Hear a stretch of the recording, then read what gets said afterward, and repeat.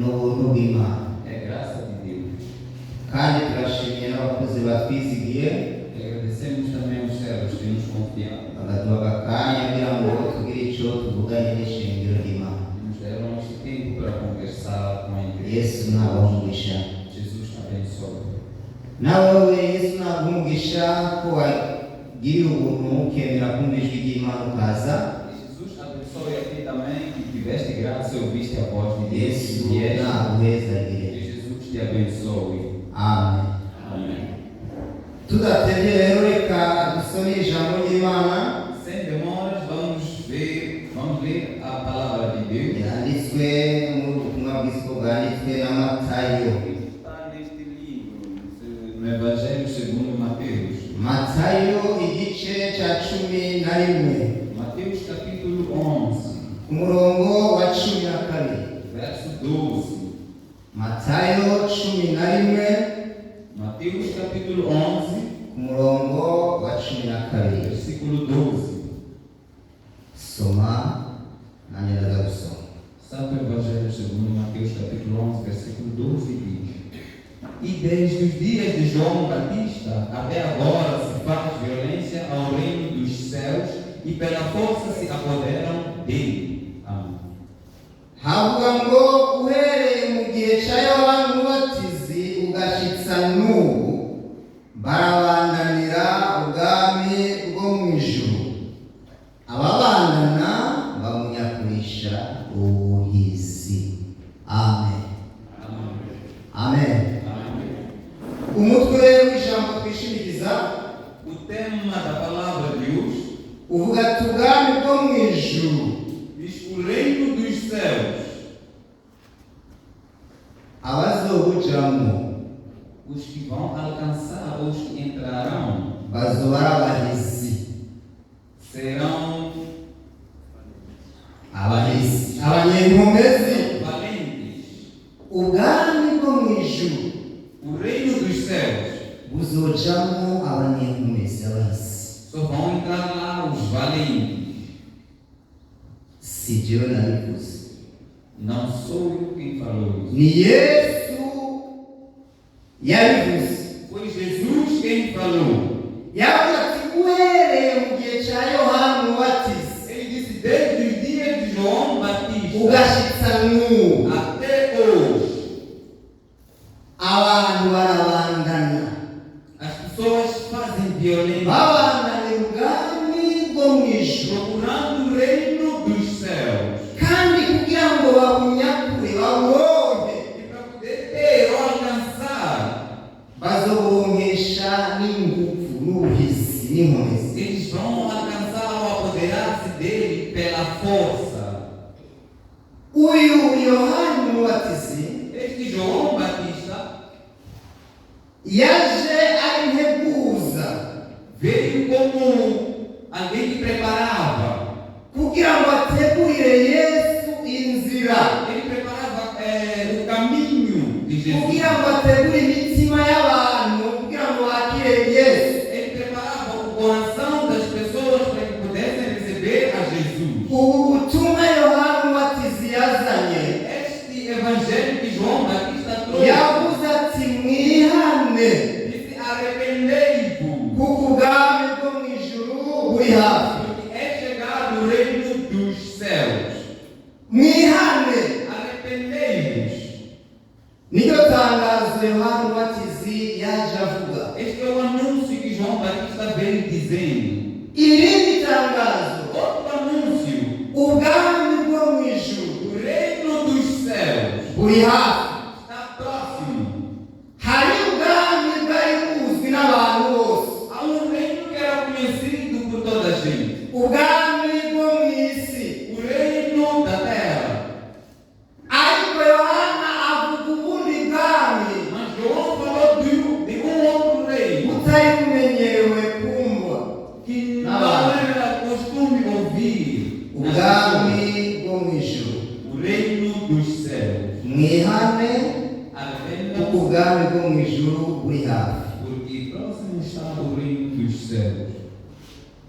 Mwihane kuko ubwami bwo mu ijuru buri hafi. Arrependam-se, porque o reino dos céus está perto. Yesu rero nawe amaze kuza Então Jesus também, depois de ter vindo, ashikira mu aburwo butumwa nyene Yohana yavuze. ele chegou falando, pregando este mesmo evangelho. Mwihane ubwami bwo mu ijuru buri hafi. Arrependei-vos, porque próximo perto está o reino dos céus. Amatangazo y'ubwami na Yesu yarayavuze. Então este anúncio do reino, Jesus Cristo também falou. Aha rero dusomye Então aqui onde nós lemos, Yesu avuga ati uhereye ico gihe rero ca Yohana Jesus disse então desde esse tempo de João umubatizi Batista, abantu baravyumvise as pessoas ouviram barabyitabira e recebiam, atendiam, barabyemera. aceitaram. Uriko urasoma hajya muri Matayo 3 Quando tu lês ali no Mateus capítulo 3, uhereye ku murongo wa mbere partindo do primeiro niyo versículo, bavuga izo nkuru za Yohana, é lá onde falam dessas abantu coisas. barabyumvise E as pessoas ouviram, barabyitabira barabyemera aceitaram, receberam, barihana. arrependeram-se. Amen. Amém. Barihana. Arrependeram-se. Bamaze kwihana rero Depois de se arrepender, baca bagira ingufu tiveram força kugira ngo ubwo bwami bumvise bw'Imana para que esse reino que eles ouviram, este reino de Deus, babwinjiremo. para que eles pudessem entrar nele. Yohana niwe uvuga ati nimwimuke mwihane mwimuke Então João é como se estivesse a dizer, mudem-se. mwihane muve muri ubu bwami mwimukire mu bundi. Arrependam-se, saiam deste reino e vão para o outro. Baca bagira inkomezi ingufu kugira ngo bimuke bimuke Então muri tiveram essa força de mudança, ari ubwami bwo mu ijuru twumvise ngaho. que é este reino dos céus a qual ouvimos aqui. Abantu barabyumvise As pessoas ouviram. kandi ubwo butumwa nyene bwa Yohana Este evangelho de João nibwo natwe twumvise, é este mesmo evangelho que nós também ouvimos. nibwo natwe twabwiwe, Este que nós também fomos ditos. turabwemera, Aceitamos. turizera Yesu nk'umwami n'umukiza wacu, Cremos em Jesus Cristo como Rei e nosso Salvador. turabatizwa, Fomos batizados. ubu turabakristo. E agora somos cristãos. Ukwizera kwacu guhagaze kuri Kristo, A nossa fé está firmada em Cristo. yapfuye akazuka. Morreu e ressuscitou. Ubu rero turabakristo. Então agora somos de Cristo. None ibyo ntibimaze Então isso não basta. kumenga byari bikwiye, kumenga birakwiye Parece que já era suficiente kugira ngo twinjire muri ubu para bwami. entrar nesse reino. Natwe twaremewe ubutumwa Nós também aceitamos este evangelho nk'abandi babyemeye, como outros que aceitaram. ariko rero Mas então, nubwo twakijijwe, entendemos? nubwo twavuye mu bwami bwa Satani twirizwa kuba ab'ubwami bw'Imana. Por mais que tenhamos saído do reino de Satanás e entramos no reino de Deus, turacari mu isi. ainda estamos no mundo. Mu bisanzwe umuntu yari gukizwa agacapfa, Normalmente a pessoa poderia ser salva umuntu yari gukizwa agaca apfa. a pessoa ia ser salva e morrer logo de seguida. None we warakijijwe ntiwapfa. Mas você foi salvo e não morreu. Ari ikintu gisabwa rero Então há uma coisa que é necessária. kugira ngo twinjire mu bwo bwami bw'Imana. Temos que entrar nesse reino de Deus. Ari ibintu bibiri ni ngombwa ko tubikora Há duas coisas, ou dois requisitos necessários que sejam feitos. kugira ngo twinjire mu bwo bwami bw'Imana. Temos que entrar nesse reino de Deus. Ari isengesho Yesu yasenze adusengera, Há uma oração que Jesus fez, fazendo por nós, asengera abizera, fazendo essa oração pelos crentes, asengera abamaze kwihana, orando pelos que já tinham se arrependido. asengera n'abazokwihana. E orou também pelos que Iryo iriam se sengesho riri arrepender. muri ubutumwa bwiza bwo bwanditswe na Yohana. Esta oração está no Evangelho segundo João. Yohana igice cya 17, João capítulo 17. usoma ngaho ku murongo wa 15. Vamos ler aí no versículo 15. Ni isengesho Yesu yadusengeye. É uma oração que Jesus fez por nós. Yasengeye abahejeje kumwizera. Orou por aqueles que acabavam de crer nele. Yasenze avuga ati, Ele orou dizendo: simusaba ngo bakure mu isi, não peço que os tires do mundo, ariko ubarinde wa mubi. mas que os livres do mal. Tumaze gukizwa, Depois de sermos salvos, Yesu yaranze ko tuca tuva mu isi, Jesus não quis que nós saíssemos logo do mundo, ariko Imana iturinde gusa wa mubi. mas que Deus nos livrasse do mal somente. Byiyumvire rero kuguma mu isi kwawe. Então pense na tua estadia aqui no mundo. Uri mu isi kabuki, Estás no mundo como quem? kandi warihanye, Enquanto se arrependeste, utakija mu ijuru. e logo não foste ao céu. Uri mu isi kweli. Estás no mundo por quê? Yesu Jesus, hari itegeko yashizeho há uma ordem que ele deixou como mandamento utegerezwa kubikora. que você deve fazer. Iryo tegeko E esta lei é uma yanditse ku ordem. butumwa bwiza bwa Matayo Está escrita no Evangelho segundo Mateus 28. 28. Nibaza ko dufite Bibiliya twese. Creio que temos Bíblias. Nanse kuma dusoma mu mbere y'utwa mwanya. Ufite Bibiliya urabyisomera. Não quis que estejamos a ler todos. Matayo 28 Mateus capítulo 28, kujya mu murongo wa 19. ali no versículo 19. Hari itegeko Yesu yabwiye abizera Há uma ordem que Jesus deu aos que criam, aos crentes. guhindura abantu Mudar ou transformar as pessoas ngo babe abigishwa ba Yesu. para que se tornassem discípulos de Jesus. Itegeko rya mbere rituma ukiriho kandi ukijijwe Primeiro mandamento ou primeira ordem ni kugira ngo ubwire abantu que faz com que ainda estejas vivo, guhindura abantu é para poderes dizer às pessoas, transformar bose todas as pessoas baba abigishwa ba Kristo. para que se tornem discípulos de Jesus. Kuvuga ubutumwa rero Então, pegando o Evangelho, ni itegeko ry'umukizwa wese. é uma ordem para todo o salvo. Ni kirimba nindazi ikirimba abantu bazi gukina kirimba sinzi ingene bacika ubikopie ikirimba kujya mucangira muri Uganda muri nka groupe y'abantu chizwa stiki sindabizi barabizi ino n'abantu babiyegeranije hamwe São pessoas bakavuga ati tuzora ducanga amahera que dizem: vamos passar a juntar o altar, kuko umuntu adashoboye kugira umugambi wenyine. porque uma pessoa não pode ter ou concluir o seu plano. Twiyungunganye turi abantu 10 tugende ducanira umwe. Então, vamos, num grupo de 10 pessoas, vamos passar a dar para criar um certo Kumure valor. kundwi tumuhe. Talvez não semanalmente, vamos dar uma pessoa. Iyindi ndwi tuwundi. Outra semana, vamos dar outra pessoa. Murabizi sinabitebako. Então, vocês sabem acerca disso, não lembro. Kuvuga ubutumwa Então, pregar o ni Evangelho. umucango n'ikirimba. Então, é estique. Kurya wakiriye agakiza wibwiwe. Daquela mesma forma que você recebeu a salvação, Ubibwiwe.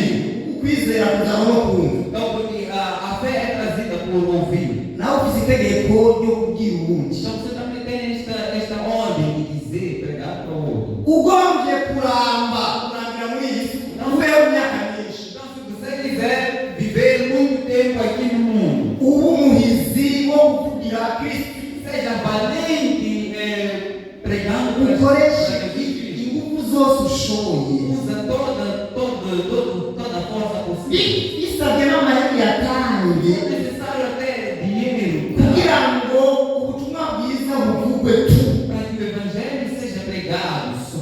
Ugombye kuramba n'uba umuhizi wo kuvugira Yesu. Se queres durante o tempo seja valente pregando, boa nova de Jesus. kuja mu ijuru n'ubuhizi. Ir ao céu é valência. Bwa mbere ni ukuvugira Yesu. Primeira coisa é falar para Jesus. Twahamagariwe gukwiza ishimwe ry'uwaduhamagaye. Fomos chamados para completar ou concluir o agradecimento daquele que nos chamou. Niko Petro yavuze. É assim como Pedro falou. Iyo ni impamvu ya mbere Este é o primeiro motivo utegerezwa gukora que deves fazer. uko biri kose, uko biri De kose, qualquer jeito. uko bishoboka kose, Qualquer jeito. kugira abantu ibya Kristo ni ngombwa y'umuntu wese yakijijwe. Então, falar acerca de Cristo é uma necessidade para todo aquele que foi salvo. Iri sengesho Yesu yarisengera abakizwa gusa. Esta oração Jesus fez somente para os salvos. Simusaba ngo bakure mu isi, Não é necessário que os tire, não peço que os tires do ariko mundo, barinde wa mubi. mas que os livres do mal. Ni isengesho rikuriko wewe É uma oração que está em ti. wakijijwe. Você que foi salvo. Nico gituma É por este motivo. umuntu afite ubuhizi bwo kuvugira Kristo Alguém que tem esse poder de pregar, ntibyoroshe kugira ngo umwice. não é fácil para tu matar. Ari abagerageza kwica, Aos que tentam dizer vou te matar, abo ntibicwa, esses não são mortos. barasengewe. Esses foram Yesu nashimwe, oração. Yesu nashimwe, barasengewe. Ntushobora kubica, Não pode ntibikunda, não é possível. bari muri misiyo. Estão numa missão.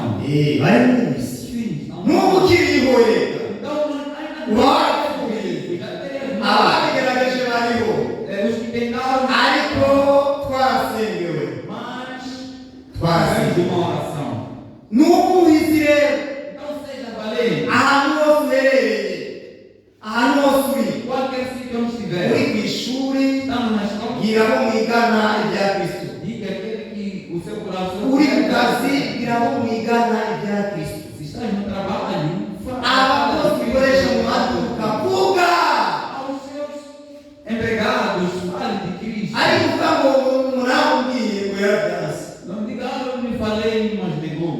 Umuvuga, Continua falando. niyo byo bizogutera kuramba. É isso mesmo que vai fazer ter Mubwire kandi, mubwire kandi, subira umubwire, Fala de novo. nibyo bizogutera kuramba. É isso que vai fazer com Nibwo bwizi Yesu abukeneyeko. É o que Deus quer de ti. Ubwami bwo mu O ijuru reino dos céus hariho babonesha ubuhizi.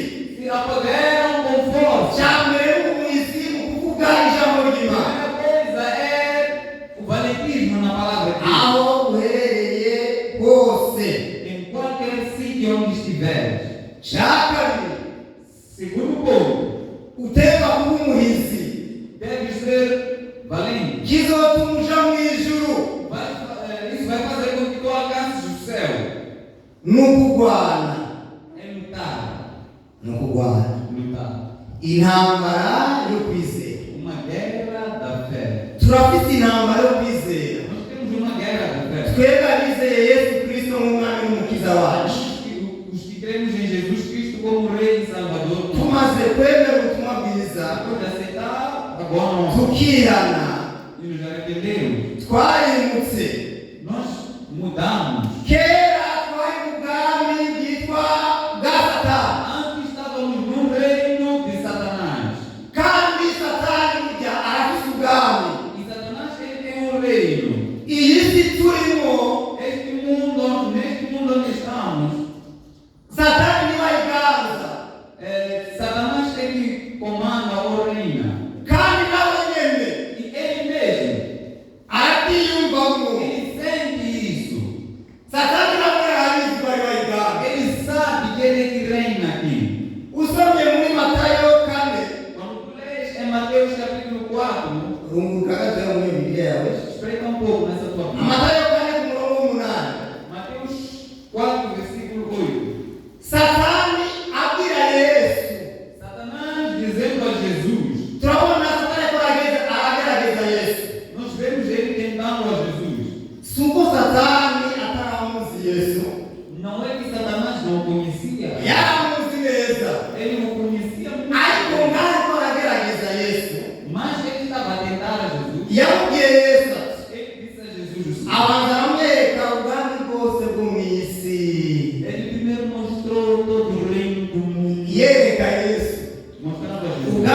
bwose bwo mu isi todo o reino n'ubwiza bwabwo. e toda a sua beleza. Acabwira Yesu, E depois disse a Jesus assim: Yesu yabwiye Yesu zikoswe Yesu ntabwo Mungu wemeye bwa Yesu yabwiye Yesu, disse a Jesus: ibi byose ubonye tudo isso que tu vês. nimba yakubwira ati wowe Yesu wenda kuza Disse a Jesus com isso: iwawe as tuas coisas nibyo mu ijuru. são do céu. Aha rero turi Então, aqui onde nós estamos, ni jewe sou eu. ntumorerako Então, não. niwapfukama ukansenga Se te prostrares e me adorares, ndariguha. tudo isto te darei. Yakobaye Yesu ko nanja ndafise. Então, ele queria mostrar a Jesus que eu também tenho. Ni iyi si rero turi Este mundo onde nós estamos. niyo Satani yababwiye ati aha ni É jewe esse mundo onde Satanás dizia a Jesus mesmo que aqui kugira ngo tuje mu ijuru para que possamos ir ao céu. tutegereza kurwanya intambara É necessário lutar uma guerra y'uku kwizera. da fé. Twaravuye kwa Satani Saímos de Satanás twimukira kwa Yesu, e nos mudamos para Jesus. twavuye mu bwami Saímos do reino twimukira mu bundi, e nos mudamos para um outro. kandi ubwami twavuyemo E neste reino onde nós saímos, ntitwaciye dupfa, não morremos logo. turacyari. Ainda estamos vivos. Byiyumvire nawe ibyumviro byawe, Então pensa tu também. wimukiye mu bundi bwami Te mudaste para um outro reino. kandi ukiri ino nyene mu isi mu bundi bwami. Estando aqui mesmo no mundo, mudaste para Ni um outro. intambara. É uma guerra. Pawulo abwira abikorinto, Paulo dizendo aos coríntios, ajya mu ikorinto igice cya mbere cy'abikorinto ali na primeira carta de Paulo aos igice coríntios, cya 10 capítulo 10, uhereye ku murongo wa mbere ubandanya, partindo do Pawulo agereranya urugendo turimo, Paulo comparando este tempo que estamos, abwira abikorinto ati urugendo rwacu ele disse aos coríntios dizendo a nossa viagem kugira ngo turumenye neza para conseguirmos saber bem, conhecer, tubirane ku byabaye ku Isirayeli. vamos nos espelhar no que aconteceu Ibyabaye ku com os israelitas, Isirayeli bitubera akarorero. o que aconteceu com os israelitas que nos seja para nós exemplo. Abisirayeli nicyo cyitegererezo cyacu mu rugendo rwo kuja mu ijuru. Então os israelitas são o nosso espelho, o exemplo. Bari bafite amasezerano, Tinham promessas yo kuja mu gihugu cy'isezerano i Kanani. de ir à terra prometida, Canaã. Ariko bari kwa Farawo muri Egiputa, bari muri Egiputa kwa Farawo. Mas ainda estando no Egito, Cya mbere Farawo yanze ko bavayo, primeiro ponto, Faraó negou que eles saíssem de lá. tumugereranye na Satani. Vamos comparar com Satanás. Burya kugira ngo ukizwe, Para que tu sejas salvo. si uko Satani yabyemeye, Não é porque Satanás aceitou. yaragondojwe. Ugondojwe afite mu kigo cye. Ele foi convencido. Yapfuye kurekura Ele foi forçado. Ele deixou. atari uko abigomba. Não pela vontade dele. Nawe urafite ibishinga nahe byawe. Você também tem Deus testemunho. Wowe uvuga ati jewe kugira ngo nkizwe ndabigoye. Você pode dizer, eu para me tornar salvo. Uvuga byarigoye nyine. É verdade, era difícil. Satani kurekura ntibyari byoroshye. Satanás, para que ele te deixe, não é fácil. Waba umukozi mwiza Você era um bom servo. yapfuye kurekura ko ananiwe. Yapfuye kurekura kuko yananiwe. Ele só te deixou porque já não conseguia mais. Abisirayeli Farawo yari yanze ko bavayo. Então, o faraó não queria também que os israelitas Kugira saíssem. ibitangaza by'Imana aremera. Mas pelos milagres de Deus, ele acabou aceitando. Ariko yemera atemeye. Mas aceitou não aceitar ao mesmo Kugira tempo. Satani yemeye kukizwa atatemeye. E Satanás também aceitou que tu fosse salvo, mas não aceitando. Como Ngo tal. bafate urugendo rw'Abisirayeli baja mu gihugu cy'isezerano. Então, tomaram Bamaze gufata os urugendo, israelitas. Farawo barahindura. Depois de tomarem o caminho, o faraó mudou. Ati tukoze nabi. Disse, não, fizemos mal. Aba bantu ntibogenda uku. Essas pessoas não podem ir assim só.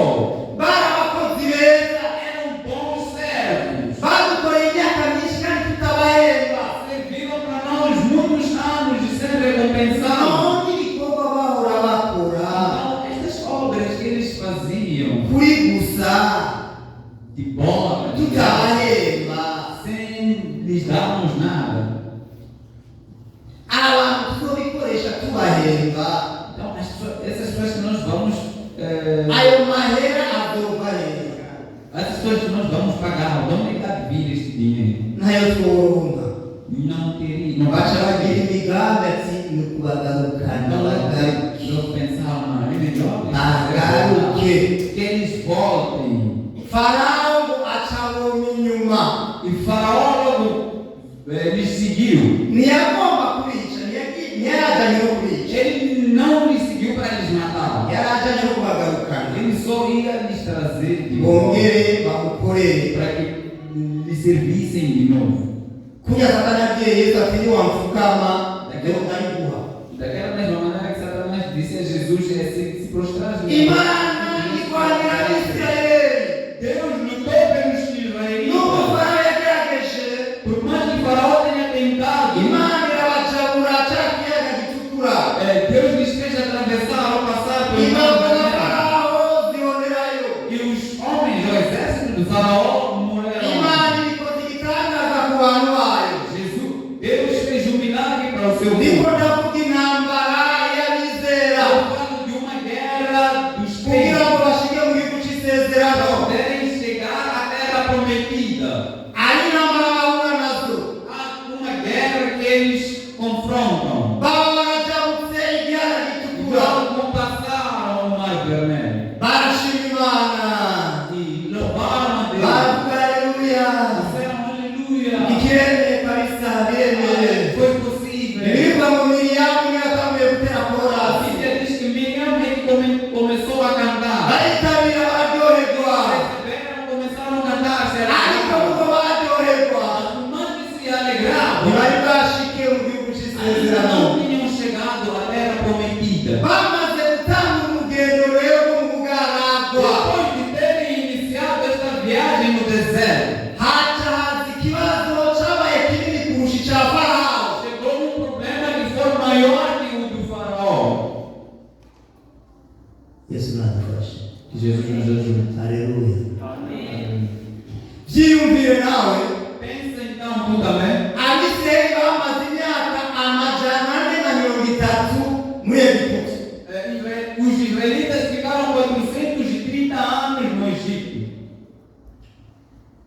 Byumvikana ko abari bagiye mu gihugu cy'isezerano O que se percebe que os que iam na terra prometida, barimo abo bose bari bavukiye muri Egiputa, todos eles tinham nascido no Egito. bari bavukiye muri Egiputa. Tinham nascido no Egito. Na Mose yapfuye afite imyaka 120. Até Moisés morreu tendo. Mose yapfuye afite imyaka 120. Moisés morreu com 120 anos. Nawe nyine yari yavukiye muri Egiputa. Ele também tinha nascido no Egito. Imagina abantu bavukiyeyo, Pensa então imagina pessoas que nasceram lá. ibyo muri Egiputa ibyo bari bazi. Eles só sabiam coisas do Egito. Imana yabo barayumva yo mu ijuru, Eles ouviam o seu Deus do céu, ariko bavutse bumva cyane cyane Imana n'Abanyegiputa. mas nasceram ouvindo muito mais os deuses dos egípcios. Bashitse mu bugaragwa rero, bashitse mu bugaragwa, Estão chegando no deserto. barabisirayeli, Eles eram israelitas, ariko Akanyegiputa, mas os egípcios, Akanyegiputa aquele costume egípcio, katangura gukora akazi bageze mu bugaragwa. começou a trabalhar, chegando eles no deserto. Baragora Imana na Mose, Complicaram a Deus e a Moisés. barakumbura iwabo, Tiveram saudades de onde eles vinham. barakumbura aho baje bava. Tiveram saudades de onde eles vinham. Imagine ko umuntu akumbura igitunguru. Imagina uma pessoa que tem saudade de cebola. Cebola. Gushika naho ukumbura igitunguru. Chegaram a fazer sentir saudade de cebola. Mose tutaronse ibitunguru Moisés chegou, não encontraram ni cebola. urugendo ni rwanda.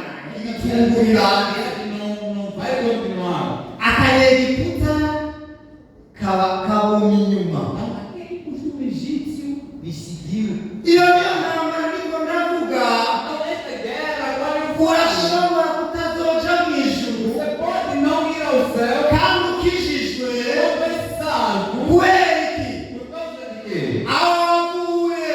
Onde você saiu? Abarundi Os burundeiros. hari umugani wabo bavuga, Há provérbio. sinzi ko ariko murawuzi, Acho que conhece.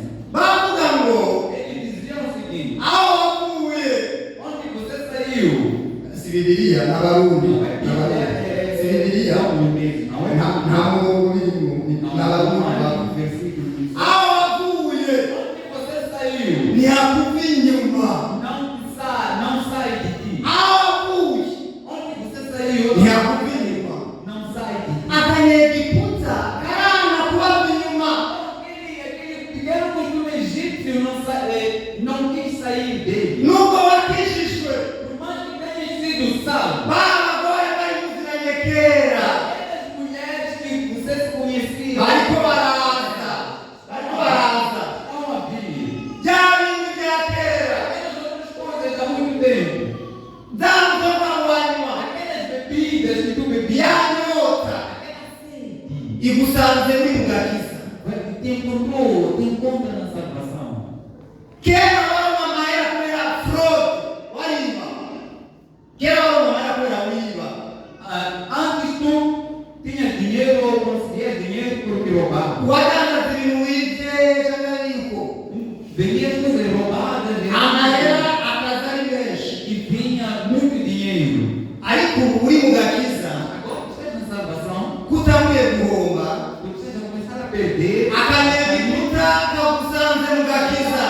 O Egito te encontrou na salvação. Izo nizo ntambara abantu b'Imana dufise. Então é esta guerra que o povo de Deus tem. Ni ngombwa rero kuzirwana Não é necessário lutar contra kugira ngo ubwami bwo mu ijuru para que o reino dos céus ubwinjiremo. possas entrar nele. Ariko ibiriko biraza urabizi, ariko biraza bya kera. Tem coisas que estão a vir, tu sabes, coisas há muito tempo. Biragusanzwe kicicwe. Então, as coisas estão a te encontrar aí. Utegerezwa kurwana. Tu deves lutar. Pawulo yabwiye Timoteyo, Paulo diz a Timóteo, igice cya kabiri Pawulo yandikiye Timoteyo, segunda carta de Paulo ao Timóteo, igice cya kane capítulo ku 4, murongo w'indwi n'umunani. versículo 7 e 8. Avuga ati jewe Pawulo narwanye intambara nziza, Eu, Paulo, combati bom combate. ikintu cya mbere nazigamye A primeira coisa que eu guardei ni ukwizera. foi a fé. Ukwizera A fé. twitwa abizera ko twakiriye Yesu nk'umwami n'umukiza Nós wacu. somos crentes porque recebemos a Jesus. Twarizeye Yesu yapfuye akazuka. Cremos em Jesus que morreu e ressuscitou. Pawulo avuga ati mu ntambara ndiko ndarwana, Paulo disse na guerra, ikintu cya mbere ntarekura, a primeira coisa que eu não largo, nazigamye ukwizera. eu guardei a fé. None wewe Então você uri mu wiki, está no quê? Yesu yagusengeye ntuve mu isi Jesus falou por ti para que não kugira ngo saias ushitse do mundo, igikorwa ciwe para poderes cumprir a sua obra cyo kuvuga ijambo ry'Imana, de pregar a palavra de Deus hanyuma utahe. e depois ires para casa. None uriko urarivuga, Então estás a falar, uri mu wiki none. estás em quê? Cya kabiri, Segunda iyi coisa, ntambara y'ukwizera twakiriye agakiza, esta guerra da fé, para quem recebeu a uri salvação, kuyirwana gute? a pelejar ou a lutar ou a combater como? Niba yo kunesha Se é de vitória, ubwami bwo mu ijuru bwinjiramo gute? como é que vais alcançar o reino dos céus? Umuntu ugira ngo yitwe umuhizi Para que uma pessoa seja chamada, ntaba yarwanye rimwe, não é que combateu uma vez só, ntaba yanesheje rimwe. não é que venceu uma única vez. Ari abantu bagenda mu kunesha kwarenganye, Há pessoas que andam com uma vitória há muito mu tempo. gihe nyiri mu gihugu cyacu twarakora ibi, twararirimba, twarasenga. Yesu ntabwo abasenga Jesus não vai levar os que oraram, cyangwa abazosenga ejo, ou os que vão orar abari amanhã. ubu abariko barakora ubu Estão agora a fazer uhereye mu gihe cya Yohana indo desde ugashika n'ubu até agora. ubwami bwo mu ijuru abamunyakurisha ubuhizi com força se apoderam do reino dos céus. ubuhizi bwawe none buhagaze mwene data. Então, como é que está o teu valentismo? Ele warakijijwe Sim, você foi salvo. akanyegiputa ntikari inyuma yawe Mas será que aquele costume egípcio não está uriko uragwana gute? Como é que estás a lutar aí? ugiye kurwana intambara nziza, Deves combater um bom combate. ugiye kuvuga ubutumwa Você deve pregar a boa kugira nova. ngo ubwo bwami Para que este reino, nawe w'umuhizi tu também wabwakira. sejas valente de receber. tugira duheze Vamos terminar? ngira umaze kubyumva, Eu creio que já ouviste. umaze kumva uhagaze Já ouviste, já mu sabe byo kuvuga ubutumwa acerca n'uburyo uzarwanya intambara yo kwizera. como estás a lutar esta guerra da fé. urazi ubuzima urimo. Você sabe a vida em que está. ndibuka ari ikiganiro twaba kumva ari iwacu, Eu lembro de uma conversa que eu vi. ari umuntu umwe yaryoheye cyane, ari umuntu umwe yaryoheye kabisa. Uma pessoa mesmo que ia me icyo kiganiro cyavuga mucamucumba cyavuga ngo baza muganga. Essa conversa era de vazamento. abandi ku kiganiro cyabaza muganga ntibavuze bari ndababona. icyo kiganiro cyabaza muganga Então, essa conversa hafi umudogiteri akavuga ku byerekeye indwara zitandukanye. falava um doutor e falava acerca de diferentes. rero yavuze indwara ya malariya, Então, falou da malária. avuga ibimenyetso bya malariya Falou dos sinais e sintomas da malária. bitangura gufata umuntu imbere y'uko umuntu arwara. Começam antes da pessoa ficar doente. ari ibimenyetso bitatu yavuze, Então, há 5 sinais que ele falou. reka mvuge kimwe. E vou falar yavuze acerca. ati kugira ngo urware malariya ni ibintu bibanza Disse para aqueles malária, a primeira coisa mu mubiri, no corpo que acontece mu kanwa. na boca. ikintu cyose ukuraje kumva ntikiryoshye, Você, qualquer coisa que tu comes, ibintu byose ukumva biragura, toda coisa tem amarga. n'isukari ukumva ntigusoseye. Até o açúcar perde sabor. mvuze cyo kimwe. Não falo só avuga ati umaze kuba ibimenyetso yari yavuze bitatu, Então ele havia falado de 3 sinais. ucunyaruka wivuze kare Logo que senti esses 3 sinais. utararwara. umugabo umwe amaze kubyumva acaca kwa muganga bukeye mu gitondo akazongera muganga Então o homem antes, acaca ku murongo aza kwa muganga hama abantu beza aca ku murongo aratonda logo foi aratonda ku murongo kwa muganga na bicha, no gushika nashikirwa na muganga. até o momento. muganga aramubaza, Então o médico me perguntou. none wewe urwaye iki? Então você tem o quê? aravuga ati je singwaye. Eu disse eu não estou doente. none wewe waje gukora iki? Então eu pergunto, eu não sei o que fazer. ati ariko numvise Ele disse eu vi uma coisa. numvise mu kiganiro baza muganga Eu vi naquela conversa. ariko byavuze ibimenyetso bituma byerekana ko umuntu aguma agomba kurwara malariya. Há uns sinais que mostram que a pessoa está para ter malária. nanjye nkasanga ibyo byose bitatu yavuze bindiko Então eu vi todos esses 3 sinais. Eu tenho um filho. nagomba mumvure Então eu queria que me ntararwara malariya antes de eu ter kugira malária. ngo simame siba akazi kubera malariya ibikorwa byinshi Para eu não falar ao trabalho. mumvure kare. Então peço cura. arabivuga ibimenyetso ngana arabyumva Então ele falou desses sinais. aca aramuvura. Depois me receitou. ibi byose tuvuze uno munsi Então todas essas coisas que falamos. urashobora kumva kumenga n'ikuraba Você pode achar que não tem a ver contigo. kumenga woga mwica nta kibazo, Você achar que pode ir ao céu sem problema. ariko raba kudafite ibimenyetso. Mas veja se não há sinais. raba kudafite ibimenyetso. Veja se não tem sinais. urabifise Tem. ubusigi bujya mugasenze. Agora dorme sem orar. icyo ni ibimenyetso. Esse é um sinal. ntucibuka n'iminsi basengeramo, Já nem lembra dos dias de ir à igreja. usiba umwana ati uno munsi basenga uno munsi kwa mungu. Agora você pergunta, eu hoje domingo. icyo ni ikimenyetso. Este é um sinal. no kurya usigira urya udasenze. Até comida. Quando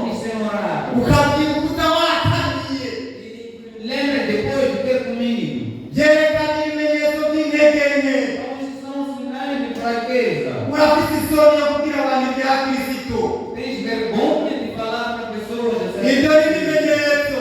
Isto é um sinal. Niwivuze Então procure a cura inzamba itaravuga, antes da trombeta soar, utaragwara. antes de adoecer. Abantu ba mbere bazorira inzamba ivuze As primeiras pessoas que vão chorar quando a trombeta soar, n'abakizwa vão chorar quando a trombeta soar, bumvise ukuri são aqueles que ouviram bana ubwenge. e negaram. Niwivuze utaragwara Então procure a cura. kugira ngo Yesu agutabare Jesus te salve. ubwami bwo mu ijuru Este reino dos céus. nawe uzuhubemo. Que você também possa estar lá. N'iryo jambo nagomba ko tuvuga kuno munsi, É essa palavra que eu quis. abadumvise mwese Yesu n'abahezagiwe. Todos que ouviram que Jesus abençoe.